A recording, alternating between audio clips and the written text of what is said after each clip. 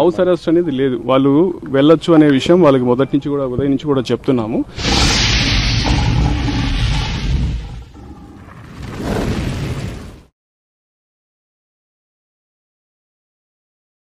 Gunmen కావచ్చు, వాళ్ళకి సంబంధించిన కేవలం కొద్ది మందితోటే రావాలా, వచ్చి వాళ్ళు చూసుకెళ్ళొచ్చు అనే విషయం మనం వాళ్ళకి తెలియజేయడం జరిగింది.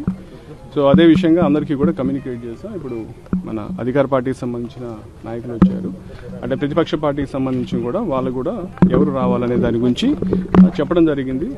సో దాని గురించి ప్రస్తుతం మనం బందోబస్తు చేసుకుని చూస్తున్నాం. హౌస్ అరెస్ట్ అనేది లేదు. వాళ్ళు వెళ్ళొచ్చు అనే విషయం వాళ్ళకి మొదటి నుంచి కూడా ఉదయం నుంచి కూడా చెప్తున్నాము. అయితే వెళ్లే విషయంలో వాళ్ళు ఒక్కరే రావాలి, వాళ్ళతోటి వేరే వాళ్ళు ఉంటే అంటే లా అండ్ ఆర్డర్ సిచ్యుయేషన్ ఉండొచ్చు, ఇటువంటి సర్కమ్స్టాన్సెస్ ఉన్నాయి కాబట్టి మనం ఒక్కరే రావాలని చెప్పి వాళ్ళు సూచించడం జరిగింది. పోలీసులు అడ్డుకున్నారు, దురుసుగా ప్రవర్తించారని అది వాస్తవం కాదు. పోలీసులు ఎక్కడా కూడా దురుసుగా ప్రవర్తించారు.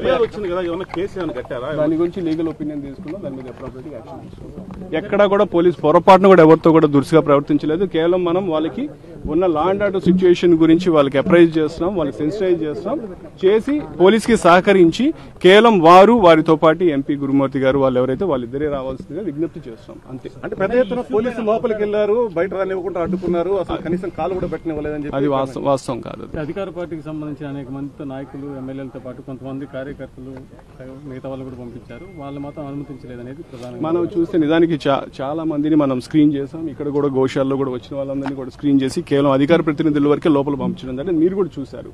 సో వాళ్ళకైనా కూడా అదే చెప్పడం జరిగింది, వాళ్ళకు కూడా అదే మనం ఆచరిస్తాం.